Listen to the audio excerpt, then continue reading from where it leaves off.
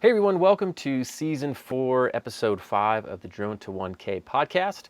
I'm your host, David Young, and I'm excited today because we are hosting a conversation with Jeff Carrillo of Tarillo Vue. He does thermal inspections and more. So Jeff and I first met about 10 or 15 years ago. We were acquaintances. We had some mutual friends. We all went on a trip together about 10 or 15 years ago after high school, and we didn't really talk since then. And then I found out just through the grapevine that he had started a drone business. Because when you're doing things in the drone world, everybody's like, oh, you know what? So-and-so has a drone or a drone company. You guys should meet. And I was like, oh, yeah, cool. I figured he had started something small or just had drones and liked them, something like that. But I forgot about it. And Jeff ended up moving back to our hometown. And we were talking, or we got reconnected by someone, and I found out he actually started this really awesome business using thermal cameras on drones and became a licensed thermographer and was doing all this really cool commercial inspection work with a really successful drone company. I was like, well, dude, this is awesome. I got to get you on the podcast. So we've become really good friends since he's moved back to Lakeland, where I'm from. So I'm really excited to get him on the podcast and share his experience of going from nothing to a very successful six-figure drone company, doing something on the inspection side in thermography, something a little different than sometimes we hear on the podcast, which is we get a lot of people on the real estate and video production. That's great, but there's this other side to drones where you can do inspection work, mapping, things like that. So excited to share that story. There's also one part of the story just to tell you to hang in there and listen to. That was one of my favorite parts is when Jeff decided to put $30,000 on a credit card to buy a huge drone, and that was his fuel for the fire to make sure he could work to get it paid off. It was either 30 or 50K. I'll have to listen back to the episode, but I just thought that was a really gutsy move, and you can hear in the episode how he managed to work through that year, which was a little bit difficult, but now he's got this great business, and hear what he has to do. So a few reminders before we start. If you want a free shirt, leave a review for our podcast. Let us know what you think, good, bad. If you're enjoying it, leave a comment, screenshot your review, and email it to me and Jorge. Jorge is our student support person, also does a lot of stuff with curriculum. His email's jorge@dronelaunchacademy.com. My email is david@dronelaunchacademy.com. Shoot us an email with your screenshot of your review, and we will send you a t-shirt just to say thanks for taking the time. We want it to be an honest review, though, not trying to bribe you to give us a 5-star review or anything. Just be honest what you think. If it was helpful, we'd love to hear from you. Also, every week we're doing a little trivia game. There's a link either in the email that this podcast came in or below the YouTube video in the description. If you click that, answer one question about the podcast, and just to make sure that you listen to it, and you'll be entered to win some free swag, hat, a shirt, a free course, or I think a coffee mug are the options. We pick 4 winners every week. So just answer that question, make sure you got it right. Tell us which one of those you want, and we'll pick 4 winners every week. Just a little way of saying thanks. But you have to listen to the podcast episode in the very first week it comes out. It's our way of rewarding our most dedicated people who are listening to this every week as it's coming out. So without any further ado, let's get to it. Here is Jeff Carrillo. All right, everyone, welcome to another episode of the Drone to 1K podcast. I'm here with Jeff Carrillo of Tarillo Vue, drone business, focusing a lot in thermal, roof inspections, things like that. So excited to have Jeff on the podcast today since I feel like a lot of what we get on our podcast are media companies, real estate, all that stuff, which is good to hear about. But, sometimes it's nice to switch it up and hear from people that are doing non-advertising, media-based work. It's unique. Yeah, exactly. We get a lot of people that say, yeah, real estate's good, but I don't want to work with real estate agents, and I don't want to do that stuff. I just want to do mapping, or I just want to do inspections or whatever. So pumped to have you on the podcast today. Appreciate it, man. Pumped to be here. Yeah. Normally I start these off just by getting some background on you, how you started your company, how all that came to be. So you and I, we've chatted a little bit previously, but take us from the beginning. How did you even get into drones to begin with? All right, so I am from Central Florida, Lakeland. I moved to Dallas about 7 years ago and actually just recently moved back. So in Dallas is where the idea was born. My background is in finance and insurance. For a while there, I was doing aviation insurance as a broker. And during that time, I insured a couple companies that started utilizing drones in different ways. and it just kind of got my wheels turning a little bit. So that relationship with the company doing the insurance stuff wasn't really working out, and I didn't see a long-term future in it. So I saw an opportunity to launch the business. It's been an interesting ride. It's been, let's see, that was back in 2015, so we're coming up somewhere around 6-year mark now. And I started it with a business partner, so my last name is Carrillo with a C. My former business partner's last name is Tarillo, thus the marriage of Tarillo Vue. Yeah, I was gonna say when I first saw your name, I was like, it's kind of like his last name, but not. And I was wondering where it came from. Yeah, it's the most confusing thing to explain to people, and they always ask, like, your last name's Carrillo, Tarillo, like, Yeah, and then I have to go into it. Just be like, oh, just change it just a little bit. Yeah, but I never rebranded because my SEO and online marketing stuff was already somewhat established, and I thought I would be shooting myself in the foot to rebrand at the point that I would have needed to. Yeah. But anyway, so we initially launched the business with the vision of being a broker for the industry. So we would help connect drone operators and drone companies and pilots with jobs and opportunities. And we didn't start out with a lot of money, and the first year was not going well. So we very quickly transitioned to buying our own drone and then doing those job opportunities that we got ourselves, because we realized rather than making a small percentage by feeding it out, we could make 100%. And hopefully I'll make this thing work a little bit in the beginning. And then, honestly, the first year was just not good. Our focus was more of doing the marketing related stuff. We did a little construction progress.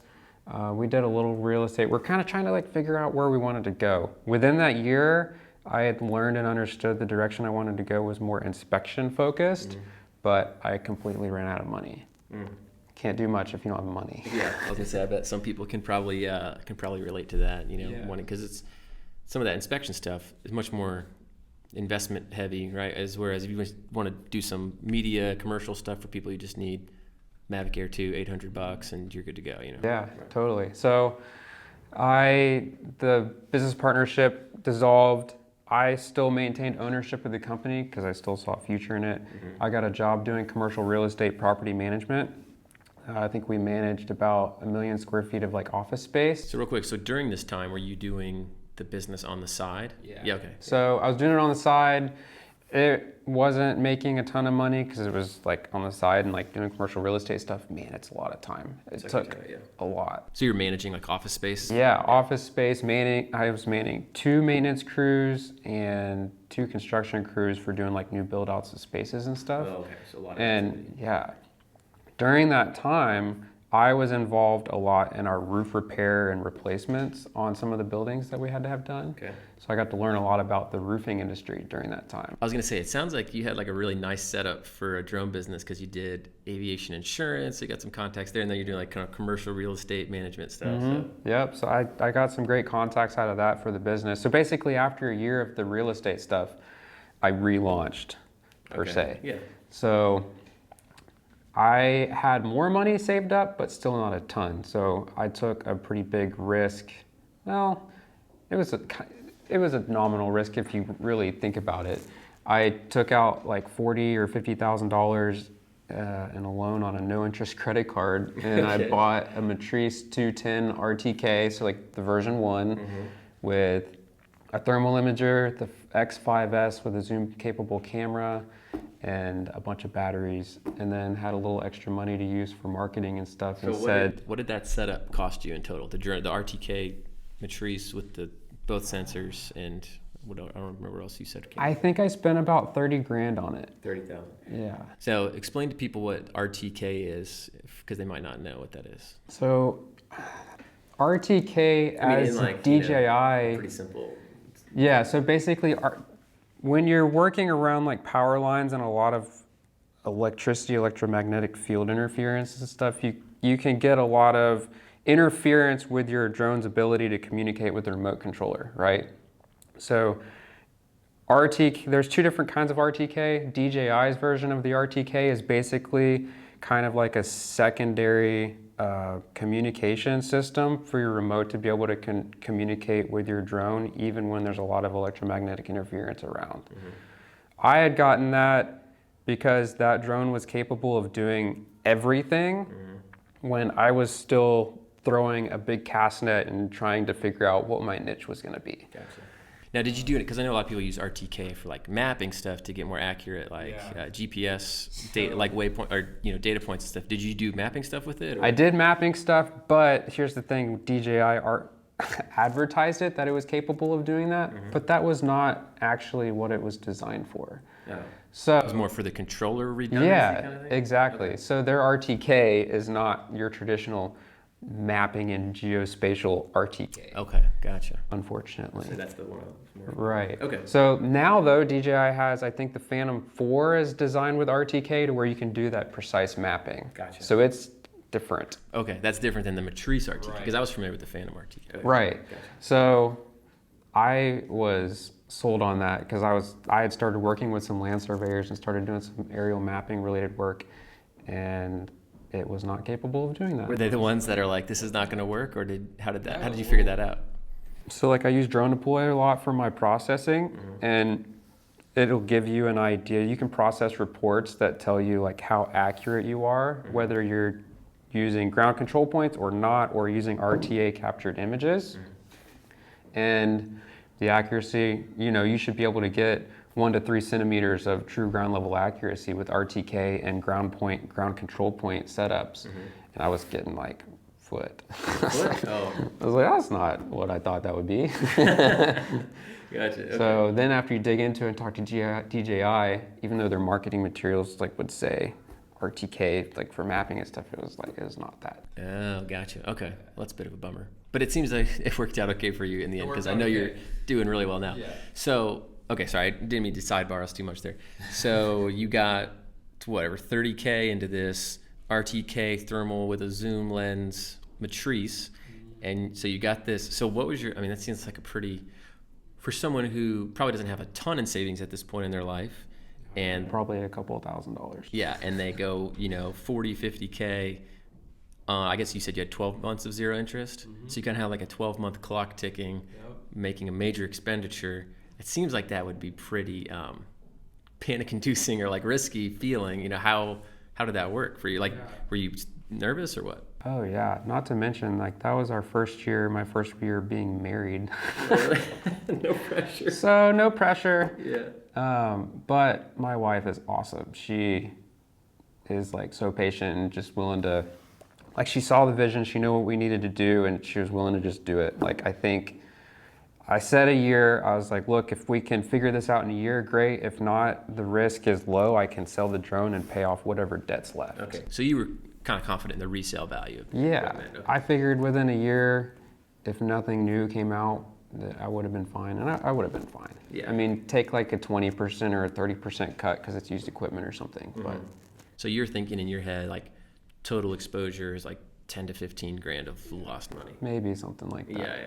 And that's worth the risk to me. Sure. I think that's a good way to look at it too, instead of just only looking at the downside, looking at, okay, if everything goes bad, like what are my options? I've wasted some time, and here's estimated like my max money. But what's the upside? You know what I mean? Like it could be great. So I think if you're out there and you're thinking, I don't know, or if you're wanting to kind of invest in something like this, I think it's a good way to look at it. Also, I don't know, was it added benefit, if you want to call it that you had a large investment and a clock ticking, like to kind of motivate you, Heavy driver. Yeah. Definitely. Yeah. So let's see. I don't know the exact timeline, but I think I bought the drone in November. I got my thermographers. November of which year? Let me think. I think it would have been November of 2016. Okay. And then I got my thermographer certification in maybe January of 17. Okay. And then from there, if I wasn't doing a project and making money, like all I was doing was like marketing and sending out emails, connecting with people on LinkedIn, creating blogs for the website, just doing everything I could myself because I had the time, didn't have as much money. So you had quit your job at this point, right? Oh yeah, So, like it was right around November of 16 that I had left the company I was working with. okay. And then did you buy the drone first and then quit, or quit and then buy the drone? Quit and then bought the drone. Was that a pretty close? It was like within the same couple days. Oh, okay. Like So you're just this was formulated. yeah. So you quit, you bought the drone, and then you're just going all in. Yeah. Cool.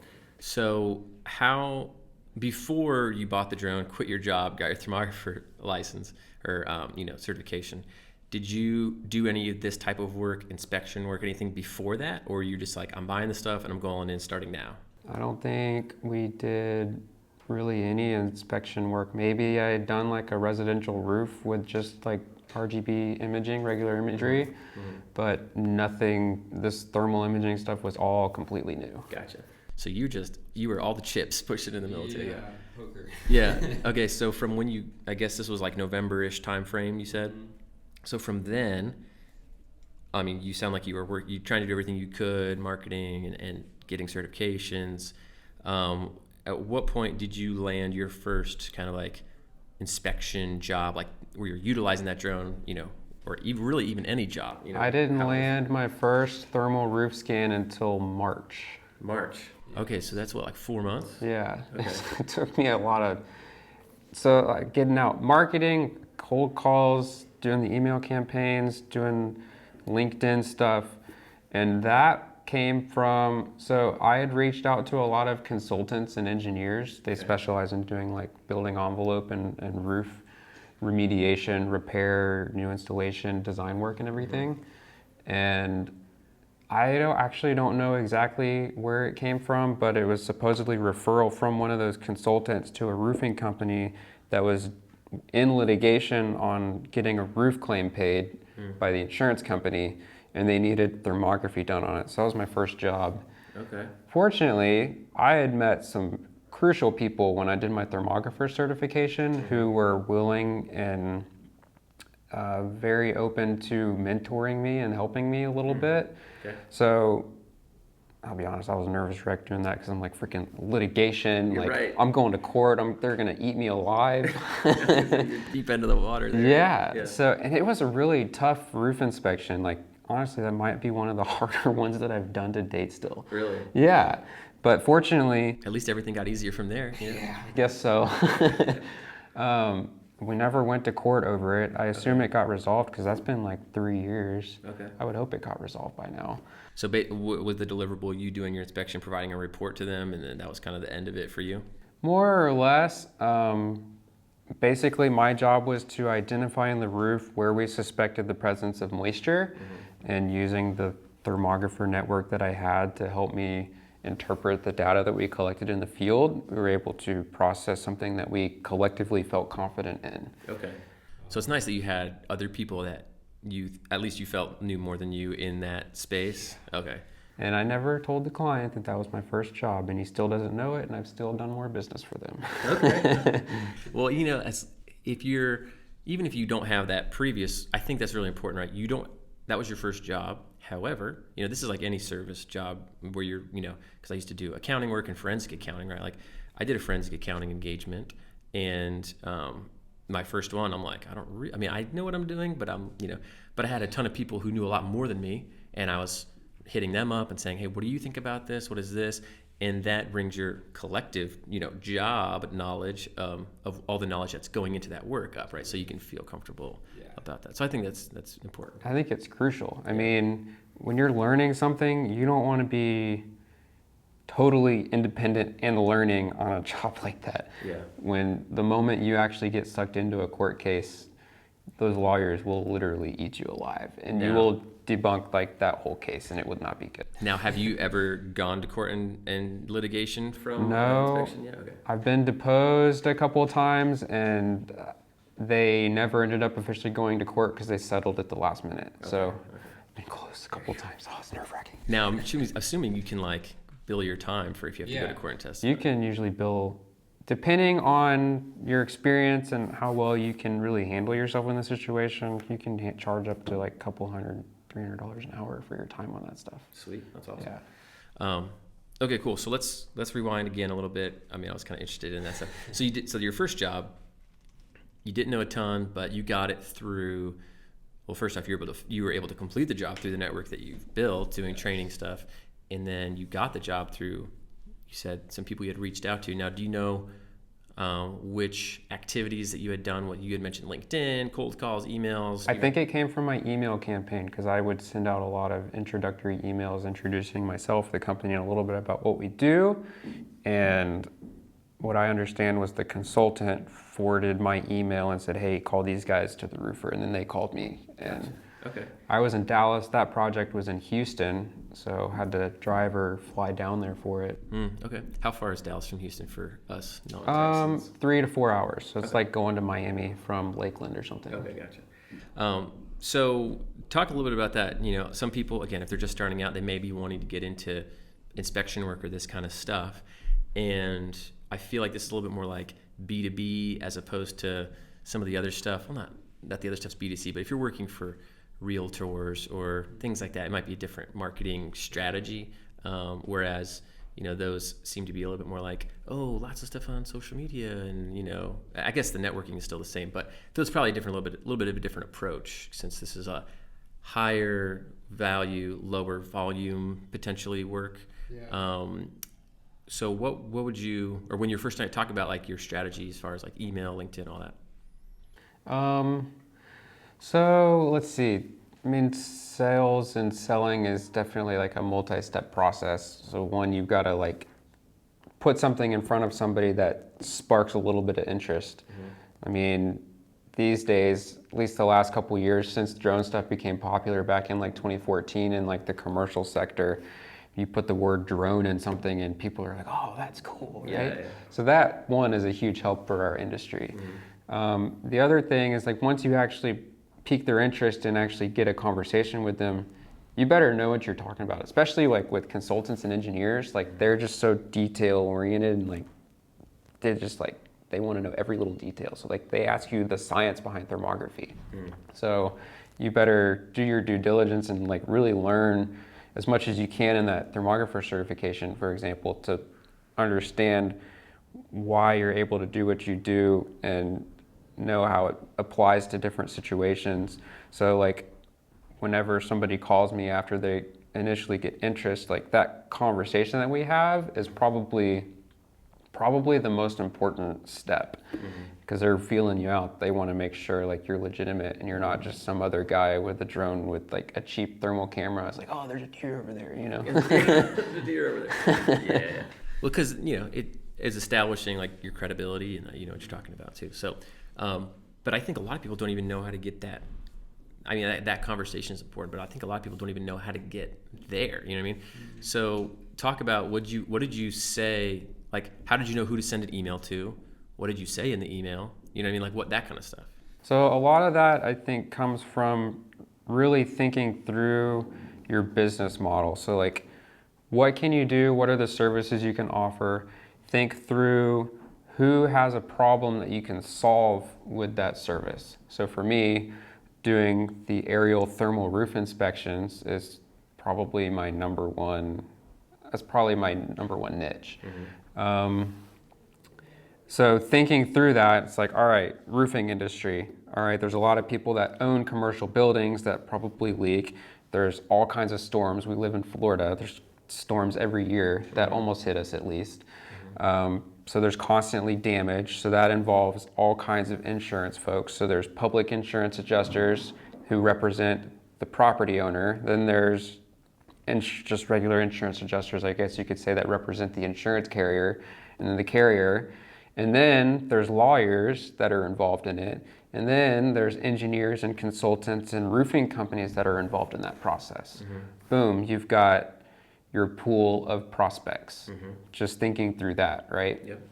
So then you've got to figure out how to specifically target them. I mean, marketing and SEI, it's like one of my minors in college was marketing. I think I've learned more from trying to figure this out in the business than I did in college. But I'm sure you usually learn 10 times as much by actually trying to do it than you do in a classroom. It's all like trial and error, especially if you're trying to do it yourself without bringing in a professional because you have a tight budget like I did. So the strategy I implemented was, so I thought lawyers, public adjusters, regular adjusters, I didn't really dabble much in the insurance carrier stuff because I think it's a little bit tougher to get in, but maybe that's like in my head. I don't know. Well, you're kind of connected with the adjusters anyways, right? Yeah, I'm fairly connected with like more of the public adjusters Gotcha. than the independent adjusters. Anyway, so I researched like crazy. So I found organizations like it was originally RCI Online. Now it's IBEC, which is an engineering consulting network and educational program, if you will. They're huge. You can look on their website and you can find every single engineer or consultant who has their registered roofing. There's an RRO and an RRC. There's a registered roof observer and a registered roof consultant, which means basically they're involved in specifically roofing related work. Found their name, where they work, their email address, their address. I got all their information. I spent so much time just making spreadsheets like on Excel with all these people's contact information. I think I did the same thing for, I specifically did that in Texas and in Florida because that's where most of my network was, being from Florida and currently living in Dallas and Texas. I did the same thing for the roofing industry. And I would I'd put together an introductory email called Drone Thermal Roof Scans and just a little short paragraph about us and like how we could help them and just send it out to like everybody. Now, did you customize the emails as you were sending or just copy and paste and send it to everyone? They were all individually emailed. Okay. So it wasn't like they didn't see like a blast email with a bunch of... No, there wasn't like 100 emails all in one note. Yeah. They would probably get really mad at me. Yeah. Some of them were customized if like I could incorporate like what company they worked with. Like, oh, I noticed you worked at Weston G&A or something like that. Sure. But for the most part, it was pretty close to like the same language. Gotcha. So you could if you could find a reason to put a little personal touch in there, you would, but otherwise just kind of send it out. Sure. Now, well, first off, I think that's a really good strategy. You were very thoughtful and thinking through like, who exactly am I trying to reach? What problem am I solving for them? And like, what do they want to know from me? You know, I think a lot of people, they don't maybe think through that as much. They just think, I have a drone, somebody hire me for something, you know, rather than like, hey, what is the specific problem that this person wants solved and how do I fit into that equation? So how many emails do you think you sent out? Probably thousands, because I mean, I had months worth of time. I think that's another good thing to realize. A lot of people will send like 3 emails and go, I got no response. You know, this isn't going to work for me. It is completely a numbers game. Like, I couldn't tell you because I didn't track it what my response was or how many clicks or opens I got, or I mean, I know I got responded emails and I got phone calls from it and it was working. It is definitely a numbers game, and it's usually a pretty small percentage response rate. Now, real quick, if you don't mind sharing, just so we can fast forward and say, like, this is the work you did at the beginning, right? With, you know, somewhat little results, right? You know, you have to put in a lot of effort to get a little bit out. Baby step kind of thing. Would you mind sharing, like, a range of total revenue? I know you have other pilots working for you, equipment and stuff, but, like, a range of total revenue, like, about where you're at now with your business. We're about 200 to 250 right now. Okay, yeah. So for all the people listening that are complaining that they sent 5 emails and didn't get a response, this is the kind of work you have to put in at the beginning if you want to build a, you know, multiple 6-figure business within the years ahead, you know. So I think that's good. Like, you put it in, you didn't quit because you had a $50,000 drone to pay off, or $40,000. Yeah. Yeah, I do good with a little bit of fire under me. You know? Yeah.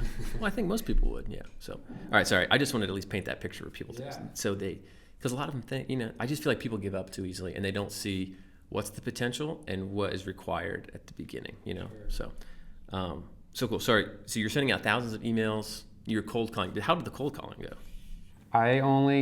One of my favorite clients came from that, but I made a lot of calls and couldn't get through a lot of receptionists. Yeah. And it was really tough. Yeah. The one client I finally got, I called them somewhere between 8 and 10 times. Okay. They kept telling me I needed to talk to this one guy and he would never take my call, and he left. I don't know exactly. Like, left the business? He left. He's working for another company that I was also working on trying to get my foot in the door with, Okay. who I've gotten referral business from, but I've never actually done business for. But anyways, so he left, and then I think it was my 8th or maybe 9th call.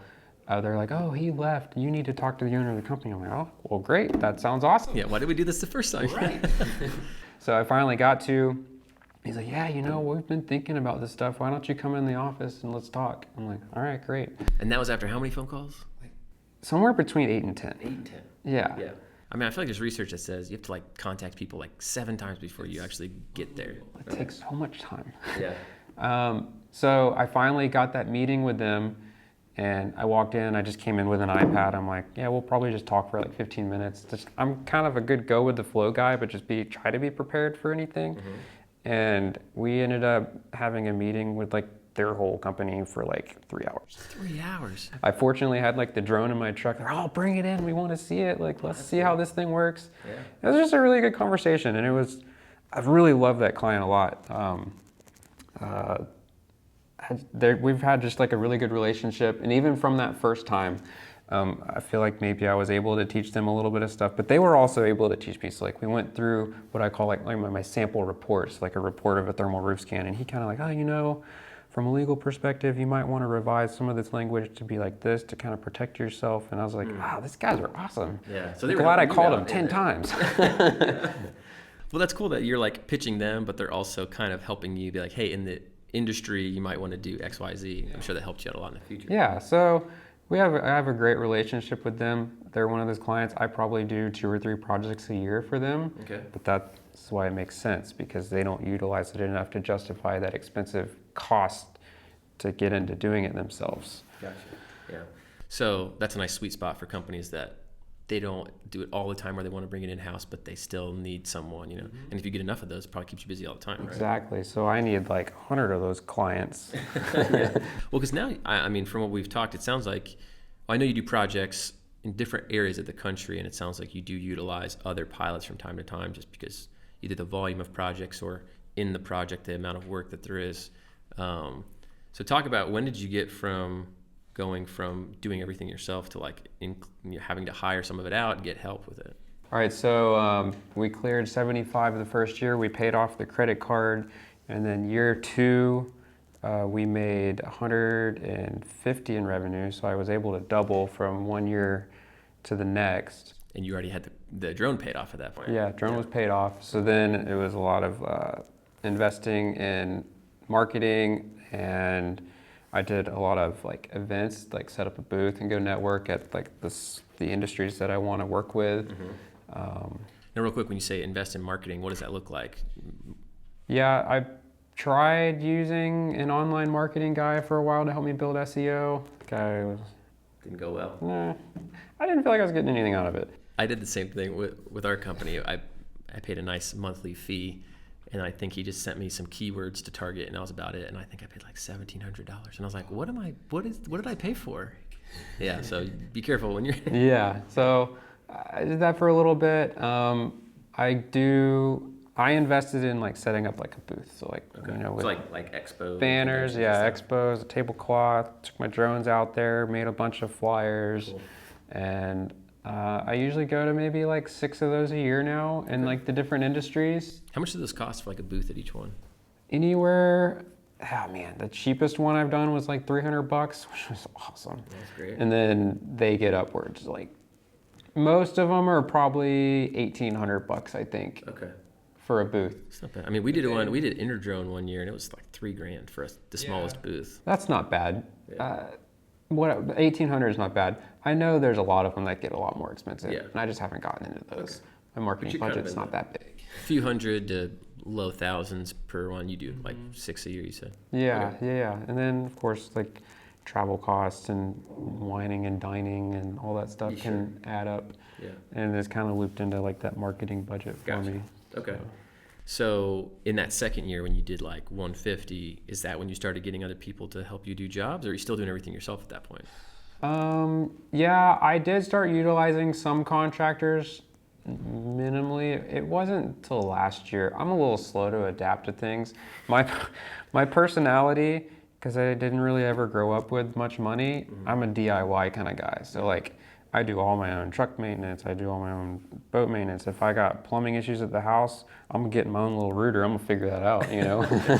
But that can be helpful and pay off. Yeah, it can be good, especially when you don't have money. But I'm to this point, and I've been to this point in the last year in business to where it's like I cannot do everything myself.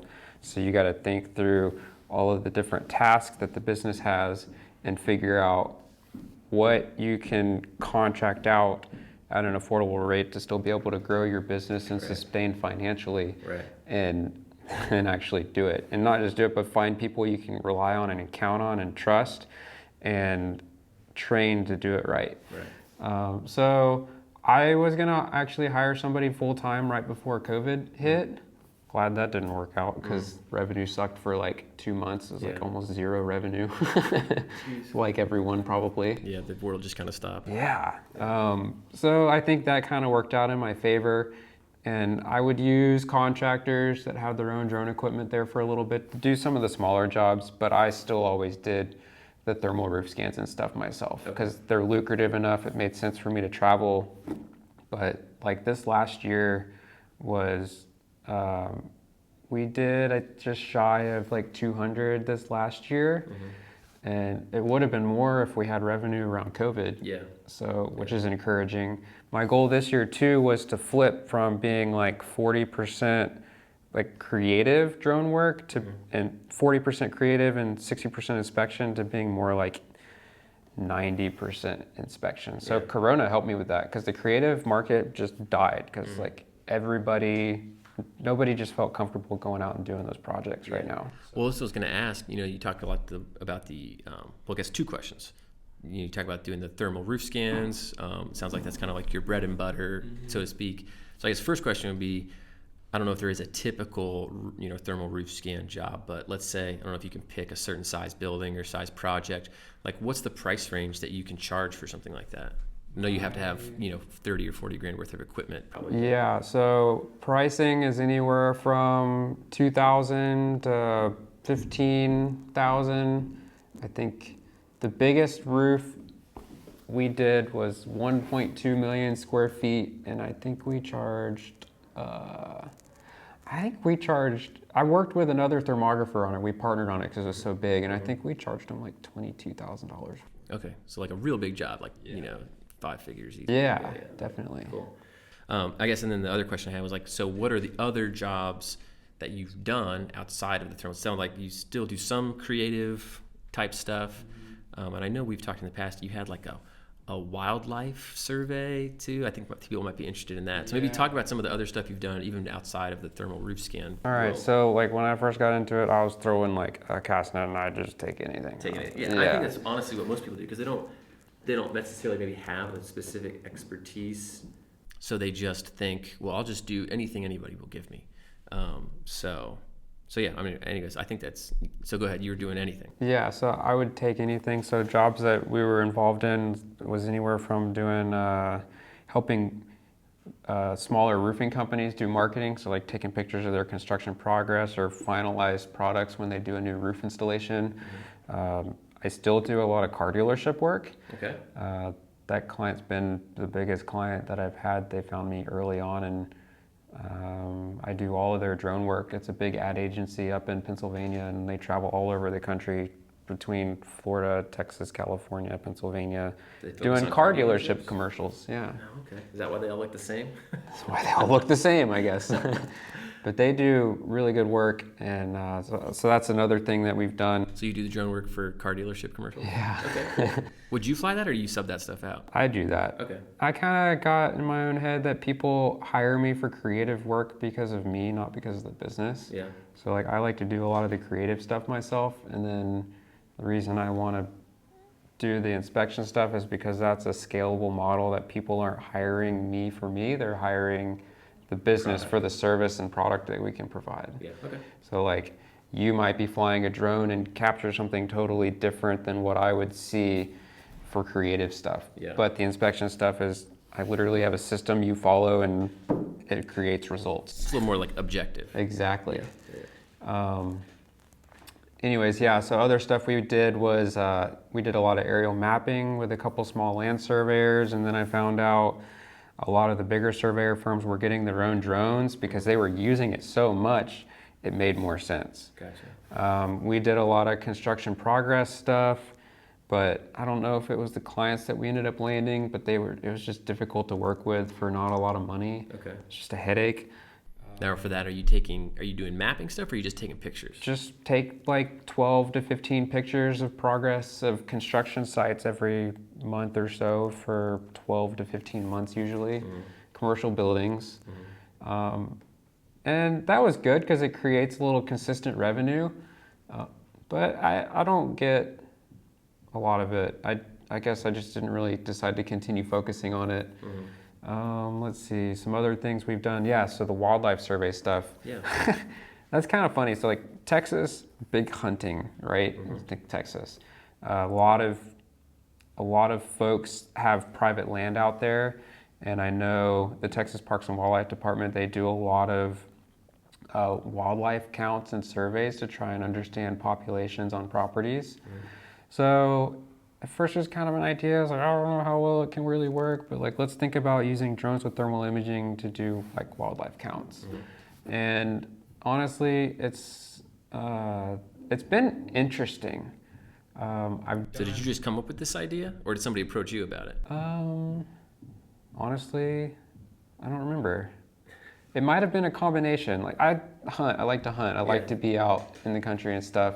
But it wasn't like a random like Department of Wildlife came to you and said, "Hey, can you Not do wildlife initially. counts for us?" No, it would have been more conversations with private landowners. Okay. Like we would use the drone to go hog hunt. Yeah.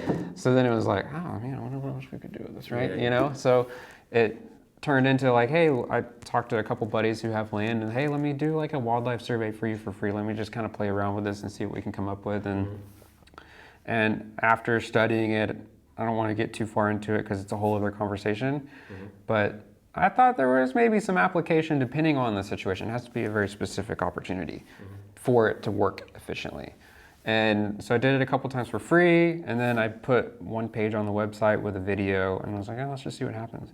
And I started getting phone calls from like Corps of Engineers in Pennsylvania and these townships. So they just found your website and they saw that you did this service and they started calling. Yeah. Okay. And so I was like, you know what, let's I bet get you were paid to one of the- learn. I was gonna say, I bet you're the only people ranking online for drone wildlife surveys. Must maybe. be. I don't know why, Okay. but people just found me. So Okay. like I landed the biggest contract I've ever gotten for the Corps of Engineers in Pennsylvania, which equated to probably the most challenging project I've ever taken on so many levels. And I'd probably done maybe like 8 to 10 smaller surveys before, up to like maybe 5,000 acres. This property was 21,000 acres. So it was a really big job to take on.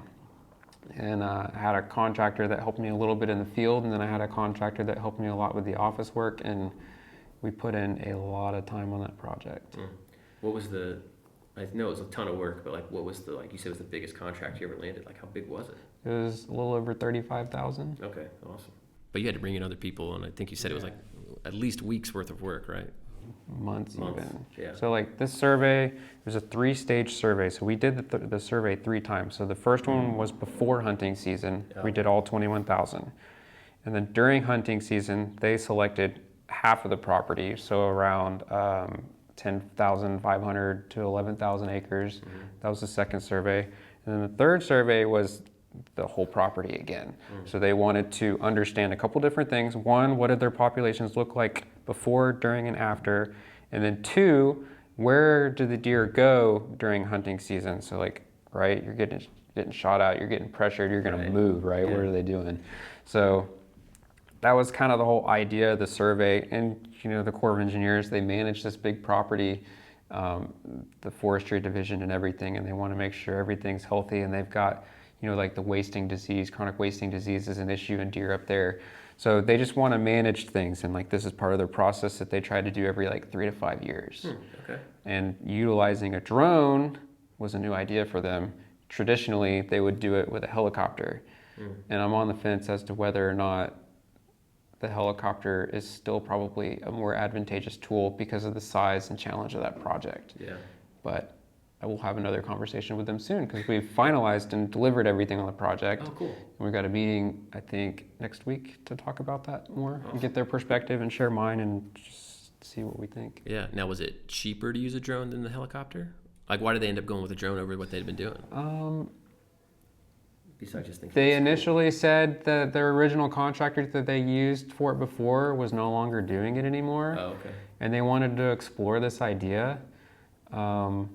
I priced it the same as the helicopter, but because of how much goes into like the office and deliverable side, Yeah. I needed to charge a lot more for how much time was involved. A lot more than you did charge, or a lot more getting to what you charged? A lot more than I did charge. Oh, okay. So like maybe like pretty close to it. So we had 3 weeks of time in the field, 2 people team. Honestly, like what we charged probably should have paid for mostly just the field work. Gotcha.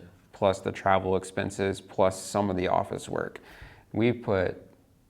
If we had a week in the field, we had 2 weeks in the office doing the reporting and putting everything together. It was a really cool deliverable, but it's just a lot more time than I anticipated. Yeah. It's a learning curve. Yeah, that's really cool though. But I mean, it's just another way you have that cool tool that you can use the drone with all that you spent money on it. So it's different ways to utilize. I think that's awesome. Well, I don't want to go too long. I know I've like taken up a lot of time. This is a little longer than we normally go, but I just kind of wanted to keep digging into stories because There's a lot there. You don't get as many guests on the show that have this kind of experience and background stuff. So maybe I'll have to have you on for like a part 2 and dive into more. Let's do it, man. 2021 stuff. So Be awesome. Cool. Well, anyways, thanks for coming on. Where can people find out more about you if they want to, dig into your website or anything about you? Sure. So website is tarillovue.com, TARILLO, and then V as in Victor, UE.com. Okay. I made it really confusing, I know. So tarillovue.com, you can kind of check us out, see like some of the services that we offer. Now, do you do any social media stuff? Yeah, mostly what I do is LinkedIn. Honestly, I've been really busy and I've neglected social media, but we're on Instagram, Facebook, LinkedIn. Where you would see me more active is definitely on LinkedIn. Okay. So well, it sounds like it's working out out. okay for you not to be that active on social, given the nature of the work you're doing. So, cool. Now on LinkedIn, are you just Jeff Carrillo, or is your company Jeff on Carrillo, there? yeah. Okay. Jeff Carrillo, CARRILLO. Cool. All right, well, we'll link up your website and at least your LinkedIn page if those are the places that you're at mostly. Yeah. Cool. So, well, thanks, Jeff, for coming on in. Again, we'll have to have you. I want to get into more stories, but I feel like this is like the longest we normally go. Part 2. We'll definitely do a part 2. do it. So thanks for coming on, man. Sure, man. Thanks. Peace. All right, thanks everyone for listening to that episode with Jeff Carrillo. Hope you got a lot out of it and enjoyed it, learned a lot, especially about the thermography and inspection side of the drone business and the drone world. Next week, we got more great content coming up for you. We have 10 episodes in this season, so be sure to hang around for all of them. If you're ever interested in any of what we do at Drone Launch, we make online courses to help you with drones and your drone business. So whether you want to start a drone business or you just want to get your Part 107 license and use it in your existing line of work, we have several resources for the Part 107 preps. We have a video course with practice tests, quizzes, videos. We got flashcards you can do as an add-on, an ebook you can do as an add-on, or buy them separately if you just want a single resource. And we have, so the ebook, the audiobook, and flashcards are all little separate add-ons. There's actually some promos that we have you can email us about if you want to get that. We'll give it to you. If you buy the video course, we'll give you the ebook, the audiobook, and the flashcards for free as a bonus. So that's something cool you can check out. Also, if you're interested in aerial photography or aerial video, cinematography, getting into the film, video production side of things, check out our Aerial Video A to Z or Aerial Photo Pro courses. We have a course on roof inspections called Aerial Roof Inspection Pro. Then if you're interested in starting a drone business from scratch and doing some of what you've heard other people do on this podcast, we have a full program called Drone Business Mastery. It's actually a set or a collection of courses on launching your website and building your online presence. We have another one called Drone Business Back Office. It goes through all of the accounting, the insurance, the legal side of things, how to get all of that set up and set yourself up as a legit company. That's taught by CPAs, insurance professionals. And then we have another one called Landing Dream Drone Clients. That course is taught entirely by six-figure drone business owners. Actually, Jeff Carrillo, who you heard from in this podcast, he's one of the instructors in that course. They tell you the complete process of how they went about networking, finding clients, getting into the industries they're in, and they give you a framework on what they did to build their drone businesses from the client acquisition side and getting people into their company and getting customers. And then finally, we have a course on paid advertising, so using Google Ads to get leads into your business. And with that course, we give you files with pre-done ads that you can download and import into your ads manager, and you can start running ads immediately. And those have been built by the same guy that does all the advertising for Drone Launch Academy, who runs all of our paid ads. So it's a collection of those courses, plus we have another course we're adding on. It's about halfway done. It's called Drone Business Foundations, where it gives you the kind of pre-setup, planning, picking your niche, mindset, all this stuff that's actually really important when you go to dive into your drone business. So that's something you're interested in checking out. We should have the sales pages for those courses live pretty soon. If you want to get in earlier, you can just email me, David at Drone Launch Academy, and someone from my team can get you hooked up with that. So sorry for the long promo pitch, but just wanted to let everyone know what we do in case you have never heard of it or you're wondering, hey, what is Drone Launch Academy? So there you go. Now you know. If you're interested in any of that stuff, check it out. If you just want to keep listening to the podcast, that's great too. We're happy to have you here. Hope you're learning a lot. Take care and go fly some drones and stay safe.